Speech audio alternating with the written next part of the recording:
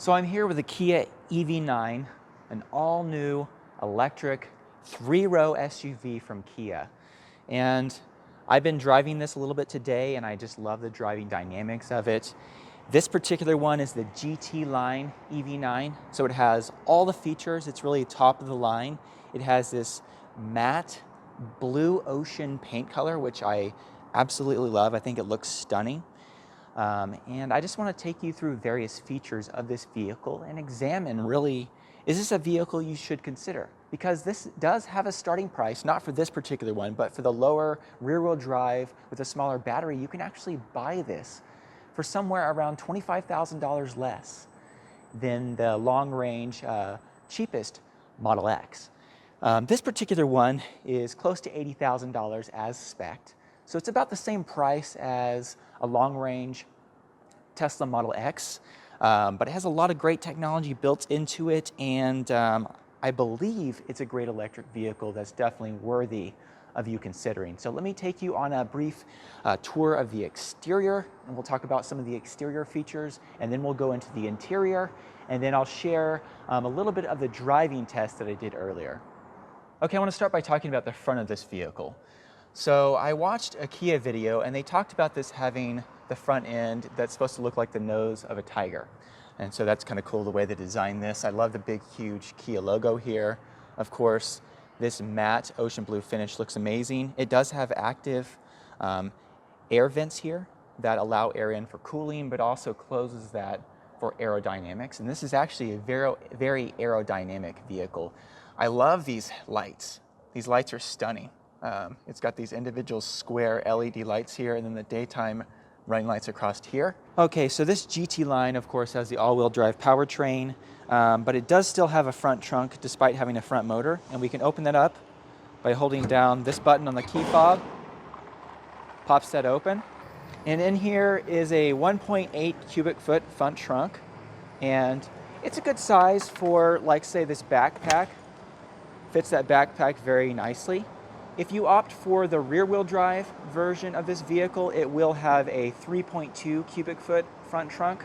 So yes, it will be smaller than some of the competition that you get with like Tesla, or obviously Rivian has a huge like 11.1 cubic front trunk for the R1S, but it still does have that lockable storage, secure storage, and a very usable spot there.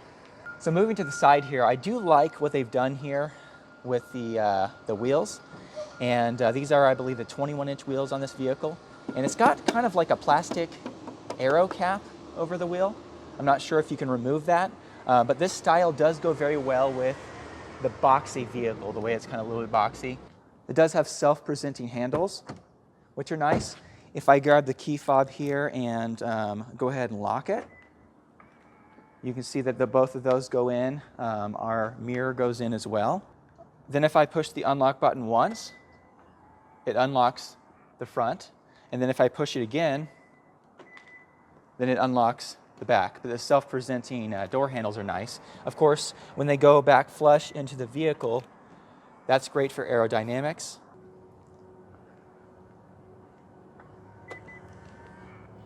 I have it set such that it'll automatically unlock the car when I get close with a key fob. So you can see that it unlocked the front door. But overall, when it comes to a side profile of this vehicle, I think it's a great looking vehicle. Okay, moving to the rear here. We do have a camera here, and we have a camera here. And right now it actually just activated a feature that I was going to demonstrate shortly, but we'll just go ahead and talk about that now. So right now in the settings, I have it set such that if you approach the vehicle and you spend some time near it with the smart key fob, I have that setting turned on that it will think that I need to get into the back. Like for example, if you had your hands full of groceries, you couldn't quite grab your key, but you had your key in your pocket, you could walk up to the vehicle and then kind of step away a little bit, and it should pop open the back. Of course, it will chime and let you know that's going to happen, and go ahead and do that. But that's a smart feature there that is definitely very handy. Let's go ahead and shut this. We'll talk about the interior space shortly, but let me go ahead and shut this. And we do have a button here to go ahead and shut that.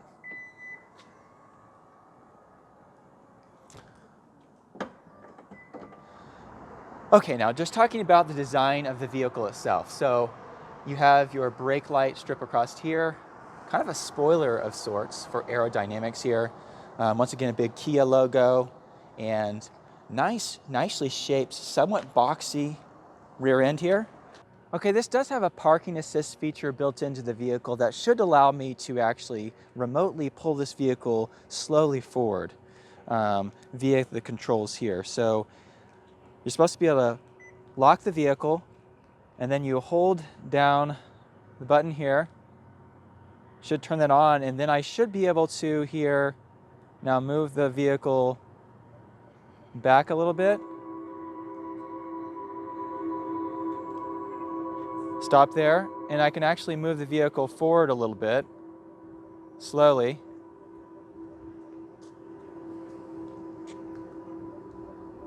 Go in reverse again.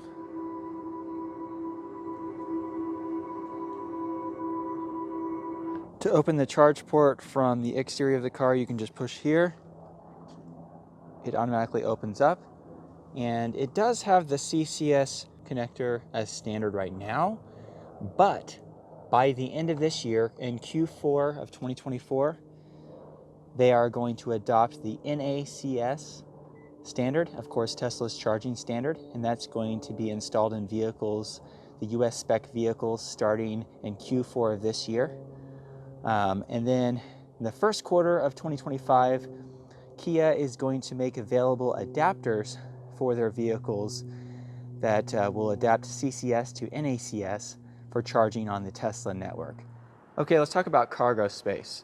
So with these back seats folded up, we still have a decent amount of room here. The vehicle does come with the regular wall charger to charge that with a regular outlet there. Comes with that. And then it does have underfloor storage. So let me just set that aside for a minute. And then if we pop this up, we also have some underfloor storage here. We got some various accessories, including a net. Then when it comes to these back seats, we can just simply pull these latches here, and that does fold back that seat. Do the same thing here. Pull that, push that back. And right now I have the second row also folded back. So you can see that you have tons of room back here. Now, since we are here in the back of the vehicle, I just want to take a look here. So we do have a switch from inside the vehicle that lets you pop open the back. It's already open, so we won't do that. You have a 12-volt car adapter there. Shows that it's 180 watts. On this side, I love that we have a 120-volt outlet. So that's definitely a great feature to have. We can raise and lower the second row of seats. And so, for instance, I can go ahead and push this button here, and you can see that it's automatically raising up that row. So these are a vegan leather seat, and they have a lot of great bolstering here on the side. So you really kind of sit down in it, almost like a sport seat, and you feel very, very planted in that seat, even if you're doing a little bit more dynamic driving. You can see the perforations there. These are not only heated, but these are ventilated seats.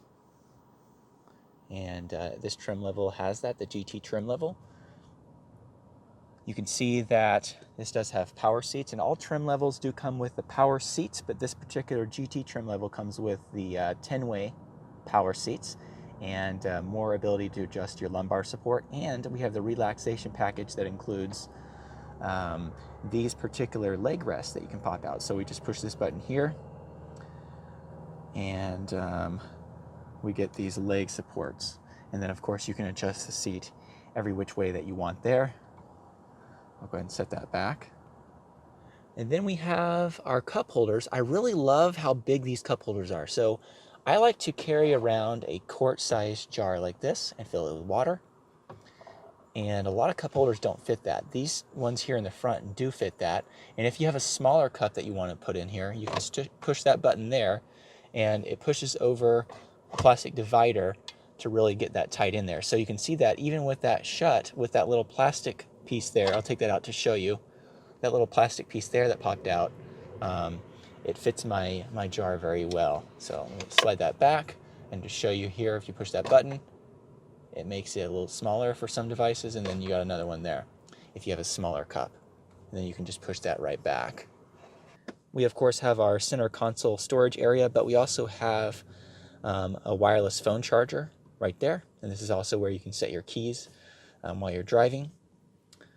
And that's a nice little storage cubby space right there. I'm going to move my cup out of here because I do need to demonstrate here that you can close this, and it's got just a little door that slides up, so you can keep that closed or pop that open. It does have a very large panoramic screen here. So on this side, we have your typical infotainment system, and it's very snappy. Got various settings here. This particular version of the vehicle, this fully loaded vehicle, does have the bird's eye view as well. And then I was noticing earlier that if I click this button, I could actually get a 360 view, bird's eye, of the vehicle and the surroundings around me. I can click and see the rear view. I can click there and see the front view. So definitely a handy feature. Then we have a smaller screen right here that allows you to control the HVAC system. And I like that they also gave us some physical buttons here. So if I want to adjust the temperature, I can just simply push down there, and you can see that that's changing: 66, 65, 66, 67. So I can adjust that there, or you can also adjust the fan speed here. But we also have our driver cluster. I love that they have the regen paddles. So for example, if I push this +1, then you can see that it says I pedal max, and that allows you to have one pedal driving because the regen will be quite strong there. It does have steering wheel controls. So right now the rear view mirror is set to digital mode. That means that it's actually a screen here that it's showing. If you want to switch this from video screen to a standard mirror, we flip that, and now we have a typical mirror. Now in this particular GT trim level, we do have two sunroofs, one in the back and one in the front. And the one in the front allows us to go ahead and shut it like that if we want it to be a little darker. And we can also open up the sunroof as well. So let me go ahead and do this. If I pull that button there, we actually just now opened up the sunroof. If we push this button here, we can actually put a shade over the rear window. So if you don't want sun shining through, you can pull the shade over there manually, and you can use the button to close that.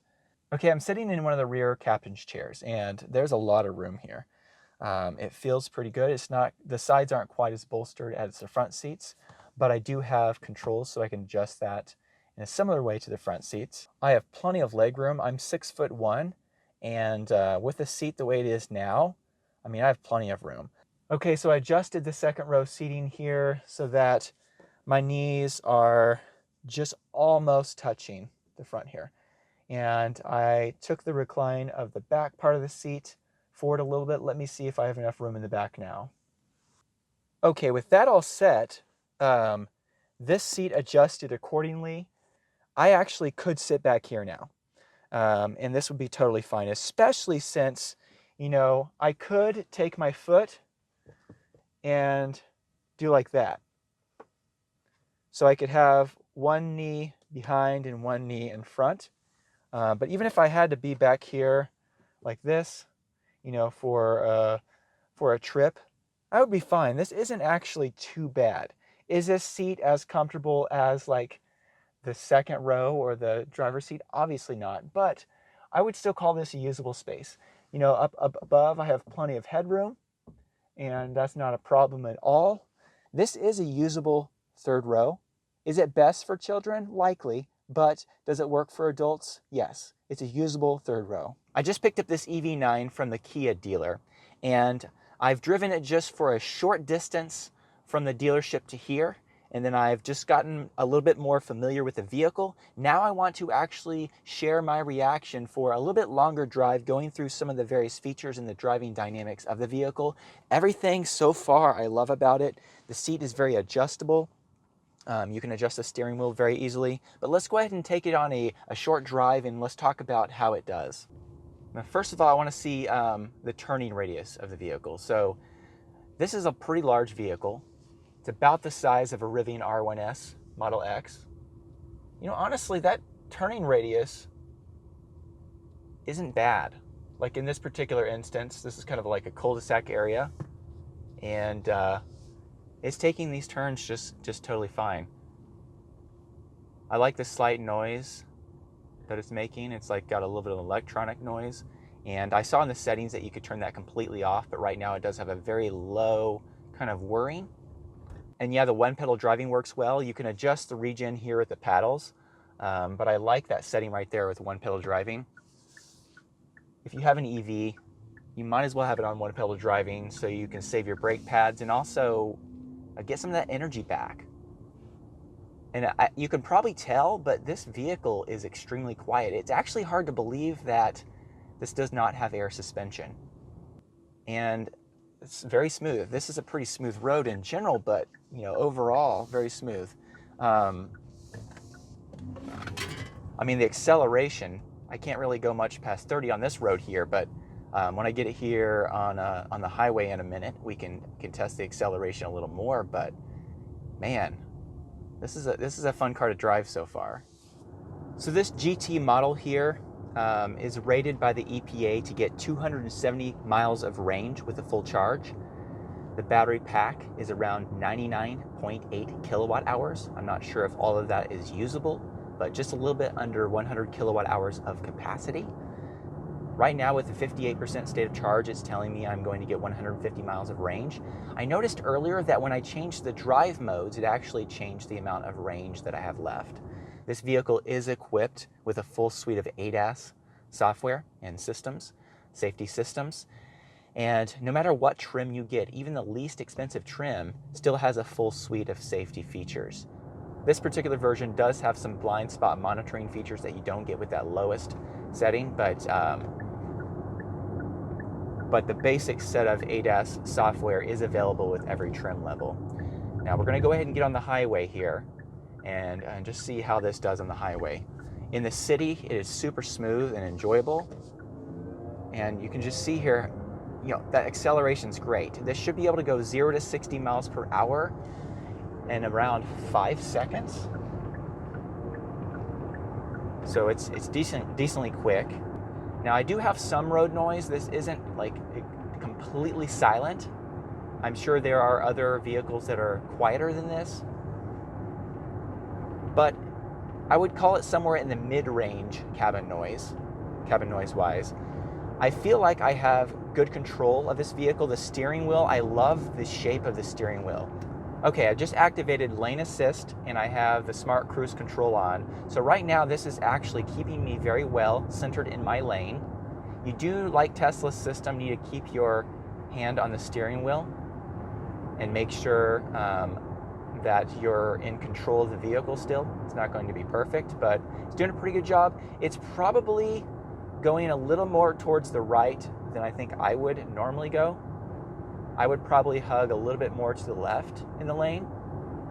If you want to be a little further away from the vehicles in front of you, you can adjust follows at distance as well. But the highway driving assist feature here seems to be working well. Once again, it's a combination of smart cruise, which will set the cruise control and keep you at a set distance from the car in front of you. And then the lane assist feature is like Tesla's autopilot, where in a single lane it will make sure that you stay in your lane. Now, supposedly in this zone, it should be able to change lanes automatically. So right now, if I turn on the blinker, I'm clear, and I can see that I'm clear. The car knows that I'm clear, and it just pulls me right into the lane.